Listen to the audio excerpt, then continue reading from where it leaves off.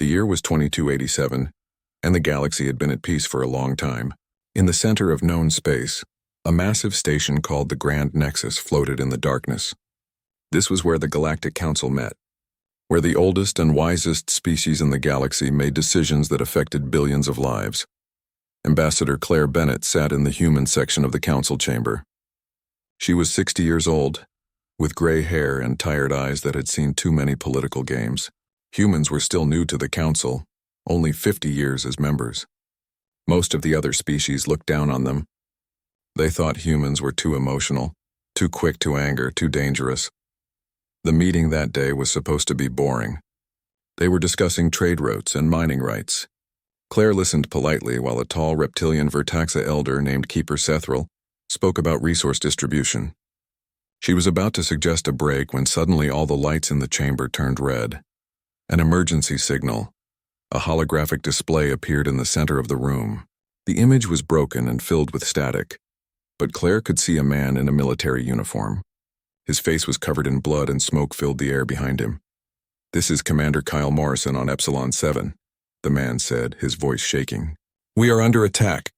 I repeat, we are under attack. The Zalthorn Empire has sent a fleet. They bombed us from orbit. Our defenses are gone. We have thousands of casualties. They are landing ground forces now. Please, we need help. We need..." The transmission cut off. Claire felt her blood turn cold. Epsilon 7 was home to 15,000 colonists. Families, children, people who left Earth hoping for a better life. She stood up quickly. "The Council must send help immediately," she said, trying to keep her voice calm. "Those are innocent civilians under attack." Keeper Sethril looked at her with his ancient eyes. There was something like sadness in his expression. "Ambassador Bennett, we understand your concern, but we must be careful. The Zalthorn are not members of this council, but they are powerful. We should send diplomats first to understand the situation." A being made of pure light, one of the Kelrath species named Lumina, spoke next. Her voice echoed in the chamber. "This seems like a local dispute. Perhaps the humans built their colony in territory the Zalthorn claim. These matters should be handled through proper channels, not with military force." Claire looked around the chamber. She saw the same expression on every alien face. Caution. Unwillingness to get involved. Political calculation. "Those people are dying right now," Claire said, her voice harder now. "Every minute we wait, more of them die." The council voted. They decided to send a diplomatic team. No military support. No immediate action. Claire Bennett stood silent for a moment. Then she gathered her things and walked toward the exit. Before she left, she turned back. "Earth will remember this day," she said quietly, "and we will handle this matter ourselves." The chamber doors closed behind her with a heavy sound. On Earth, deep beneath the city of Geneva, Fleet Admiral Patrick Hughes received the emergency call. He was a man in his 50s with short gray hair and a face that showed no emotion. He had fought in 3 wars and knew what combat cost. With him in the command center were Vice Admiral Lisa Grant, General Vincent Hayes, and Director of Intelligence Craig Daniels. They watched the recordings from Epsilon 7 on a large screen. What they saw made them sick. The Zalthorn had not just attacked the colony. They had targeted hospitals, schools, shelters where civilians hid. The video showed Zalthorn soldiers executing people who tried to surrender, children crying over dead parents, buildings burning. "How many dead?" Admiral Hughes asked. "First estimates say 3,000, Director Daniels answered. "But the numbers will go higher. The Zalthorn have taken prisoners too. We don't know what they plan to do with them." General Hayes slammed his fist on the table. "This is not war. This is murder. This is a crime against humanity." Admiral Hughes nodded slowly. "The Zalthorn ambassador sent us a message. They claim Epsilon 7 was built on their historical territory. They demand we leave all Outer Rim colonies and pay them compensation." The message was insulting, mocking. Vice Admiral Grant pulled up military readiness reports. "Our nearest fleet is the 5th, stationed at Mars. 20 ships including the carrier Valiant. Captain Danny Rogers commands it. They can reach Epsilon 7 in 4 days. 20 ships won't be enough," Hughes said. "Not for this. The Zalthorn need to understand something very important. They need to learn that attacking humans has consequences." He stood and walked to the large star map on the wall. "Deploy the 5th Fleet immediately, but also prepare the 7th and 9th Fleets. Bring the new Retribution-class dreadnoughts online. I want every ship we can spare ready to move. That's half our total fleet, General Hayes said. Are you sure? Admiral Hughes turned to face them. His expression was cold and hard. The Zalthorn killed 3,000 civilians. They committed war crimes. They think we are weak because we are new to the galaxy. They are going to learn they made a terrible mistake. Within 1 hour, orders went out across human space. Every military base went to high alert. Reservists received calls to report for duty. Shipyards stopped all regular work and focused on preparing warships. It had been decades since Earth mobilized for war, but the old systems still worked. At Mars Orbital Dock, Captain Danny Rogers stood on the bridge of the carrier Valiant. He was 40 years old, a veteran who had served in space for 20 years. He looked out at the ships of his fleet, all preparing to leave. His communications officer handed him a message. Danny read it and felt his jaw tighten. Commander Kyle Morrison, who died defending Epsilon 7, had a younger brother. Lieutenant Jake Morrison was a fighter pilot stationed on the Valiant. Danny called Jake to his office. The young pilot arrived quickly. He was 25, with short brown hair and eyes that looked too old for his face now. I'm sorry about your brother, Danny said. He died a hero. He saved hundreds of lives by holding the line as long as he did. Jake nodded but said nothing. His hands were clenched into fists. I'm assigning you to lead the first strike wing when we reach Epsilon 7, Danny continued. I know this is personal for you, but I need you to stay focused. Can you do that? Yes, sir, Jake said. His voice was quiet but steady. I won't let emotion cloud my judgment, but I will make sure the Zalthorn pay for what they did. Danny stood and put a hand on Jake's shoulder. We all will. This fleet is going to deliver justice. The Zalthorn wanted war. Now they are going to learn what human war looks like. Far away on the planet Vertaxa Prime, Keeper Sethril sat in his meditation chamber. He was watching data streams that tracked fleet movements across the galaxy. What he saw made him very worried. The human military was not just moving to defend their colony. They were mobilizing for total war. Every ship, every soldier, every resource was being prepared. Sethril had lived for over 500 years. His species had records going back thousands of years. They had watched countless species rise and fall. They had seen wars that destroyed entire star systems, but he had never seen anything quite like this. He activated a communication channel to the other elder species. When they appeared on his display, he spoke with urgency. The humans are preparing something terrible, he said. The Zalthorn have made a mistake that may cost them everything. Lumina appeared on the screen, still dismissive. You worry too much, old friend. The humans are angry, yes, but the Zalthorn Empire has thousands of ships and hundreds of worlds. The humans cannot seriously threaten them. Sethril pulled up files from humanity's own history. Wars they fought among themselves before reaching space, the weapons they used, the strategies they employed, the lengths they went to when they believed they were fighting for survival. You do not understand, Sethril said softly. I have studied the humans for 50 years. I have learned their history. When they go to war, they do not fight to win battles. They fight to eliminate threats permanently. They will not stop until the Zalthorn Empire can never hurt them again. He paused and looked at the fleet movements again. The elders have a saying about humans. We created it after studying them when they first joined the council. Never provoke the humans because they do not wage war like others. They wage it like a force of nature. The other elder species were silent. The Zalthorn provoked them. Sethril continued. They killed human civilians. They committed atrocities. Now the humans will respond and nothing will stop them until they are satisfied that justice has been served. 4 days later, the human Fifth Fleet dropped out of faster-than-light travel at the edge of the Epsilon 7 system. On the bridge of the Valiant, Captain Danny Rogers looked at the tactical display. 40 Zalthorn ships were in orbit around the colony. Ground forces occupied what was left of New Plymouth. The Zalthorn commander, war leader Krethix, was celebrating his victory when his sensors detected the human fleet. He laughed when he saw they only had 20 ships. He sent a message to his forces. The humans come to die, he said. Prepare to add their ships to our trophy collection. But Captain Rogers did not respond to any hails. He did not demand surrender. He did not issue warnings, he simply gave one order. All ships, weapons free. Engage and destroy. The battle for Epsilon 7 began with thunder and fire. The human ships moved forward in perfect formation, their weapons already charging. War leader Krethix watched from his command ship, still confident that his 40 vessels could defeat the smaller human force. He was wrong. The human ships opened fire all at once. Railguns launched metal rods at incredible speeds. Missiles flew by the thousands, more than the Zolthorn defense systems could handle. Plasma torpedoes burned through space, leaving trails of blue fire. The first Zolthorn ship exploded within 30 seconds. Then another. Then 3 more. Krethix shouted orders, trying to organize his fleet, but the humans were too fast. They moved like they knew exactly where every Zolthorn ship would be. Their targeting was perfect. Their coordination was flawless. Captain Danny Rogers watched the battle from the Valiant's bridge. His face showed no emotion as Zolthorn ships died one after another. This was not about glory or excitement. This was about justice. Launch all fighter wings, he ordered. Target the ground positions. Avoid civilian areas. Lieutenant Jake Morrison sat in his fighter cockpit waiting for the launch signal. Around him, 300 other fighters prepared to leave the carrier. When the green light flashed, Jake's fighter shot forward into space.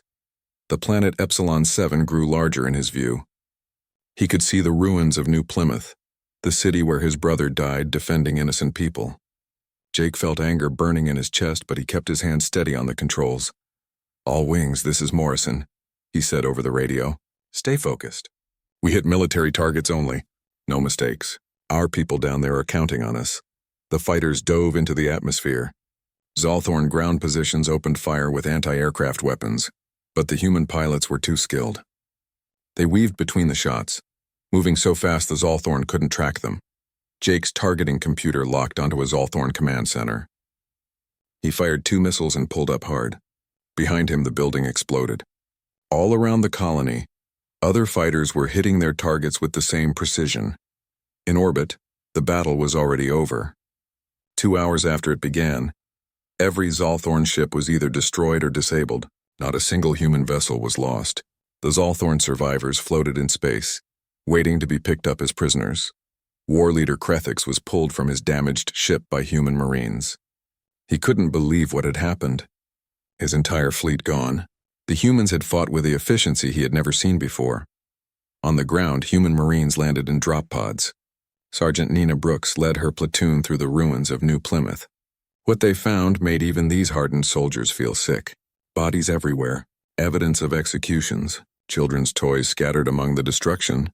"They didn't just attack us," one Marine said quietly. "They tried to break us." Nina looked at the devastation and felt something cold settle in her heart. They failed, and now they will pay. The remaining Zolthorn ground forces surrendered by the end of the day. They had seen what happened to their fleet in orbit. They knew fighting was pointless. Captain Rogers sent a message on all frequencies, making sure every species in the galaxy could hear it. He listed the crimes the Zolthorn committed at Epsilon 7. He showed the evidence, the videos, the proof of atrocities. Then he delivered humanity's ultimatum. "The Zolthorn Empire has 72 hours to surrender unconditionally," Rogers said, his voice cold and clear. "You will turn over everyone responsible for this attack. You will face justice. You will pay for what you did. If you refuse, we will bring the full strength of Earth's military against you. We will not stop until your government is destroyed, and you can never threaten anyone again. This is not a negotiation. This is a promise." The message ended. At the Galactic Council, the elder species watched in stunned silence. Keeper Sethril looked at the other representatives with sad eyes. "I warned you," he said. "The humans have been provoked. Now we will all see what that means." Lumina, who had dismissed the human threat before, was not laughing anymore. "Surely they cannot be serious. The Zolthorn Empire has hundreds of star systems, thousands of warships. The humans are still so few."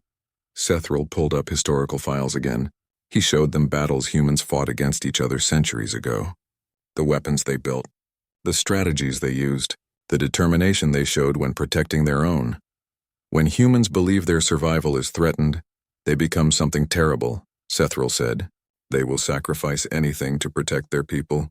They will use every weapon, every strategy, every resource, and they will not stop until the threat is completely eliminated.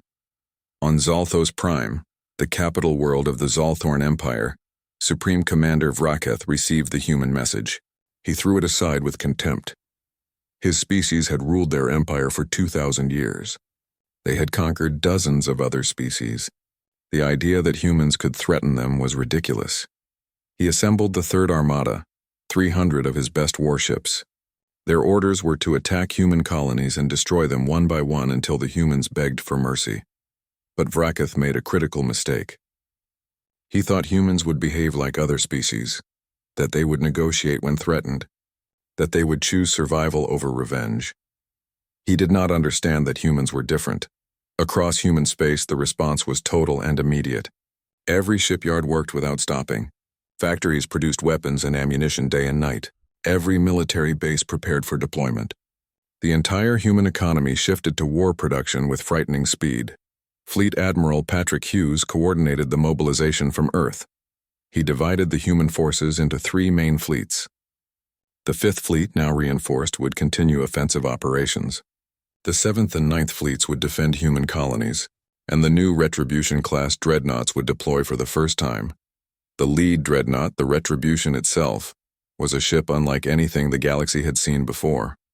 2 kilometers long, armed with experimental weapons including antimatter torpedoes and a massive railgun that could destroy enemy ships from extreme range. Commodore Helen Mitchell commanded it, a brilliant officer known for unconventional tactics. The Zalthorn Third Armada moved toward human territory, confident in their superiority. They had to pass through the Krendar system, a junction point with valuable resources. Supreme Commander Vracath expected minimal resistance. What he found instead was a trap. Commodore Mitchell had hidden human ships throughout the system, using stealth technology and the cover of asteroids. When the Zalthorn fleet arrived, they saw only a small force of 20 human ships. Vracath ordered an immediate attack, thinking he could destroy them easily. Then the trap closed. Hundreds of human ships appeared from hiding. Fighters launched by the thousands. Missiles filled space, and the Retribution emerged from behind a moon, its massive railgun already charging. The weapon fired. A 20-ton piece of metal, accelerated to nearly the speed of light, struck Vracath's flagship. The ship's shields collapsed instantly. The projectile went through the entire vessel from front to back. The flagship broke into pieces and exploded. The battle lasted 6 hours. When it ended, 200 Zalthorn ships were destroyed. Only a handful escaped. Human casualties were minimal. News of the Battle of Krendar spread across the galaxy within hours. Species that had thought humans were weak suddenly realized their mistake. The elder races at the Galactic Council watched the battle recordings with growing concern. But humanity was not finished. Strike groups moved into Zalthorn territory, targeting military installations and liberating species that the Zalthorn had conquered. Human special forces made contact with resistance movements on occupied worlds, providing weapons and support. On the planet Sevaris, the local population had been slaves of the Zalthorn for 3 generations. When human ships arrived and announced they were there to help, the Sevari people didn't believe it at first. They had never known freedom. Lieutenant Amy Foster led a team to meet with Sevari resistance leaders. Through translators, she explained that humans were not conquerors. They were liberators. They would help the Sevari reclaim their world. The Sevari rebellion ignited. Within days, Zalthorn forces were driven away. Similar uprisings happened across a dozen other systems. The Zalthorn Empire began to collapse from within. 2 months after the attack on Epsilon 7, a massive human fleet assembled outside the Zalthorn home system. Over 400 warships, the largest force humanity had ever gathered. With them were ships from the liberated species, all united against their former oppressors. Admiral Hughes sent one final message to the Zalthorn government. Surrender now and face justice or be destroyed. There would be no third option. The Zalthorn chose to fight. The siege of Zalthos Prime lasted 3 weeks. Human forces methodically destroyed every defense, every military installation, every warship. They did not rush. They did not take unnecessary risks. They simply applied overwhelming force until the Zalthorn had nothing left. When the last Zalthorn warship surrendered, human marines landed on the planet. The Zalthorn government had collapsed. The surviving leaders were arrested and charged with war crimes. But humanity did not occupy Zalthos Prime permanently. They helped establish a new government, one that included representatives from all the species the Zalthorn had oppressed. They provided aid to rebuild,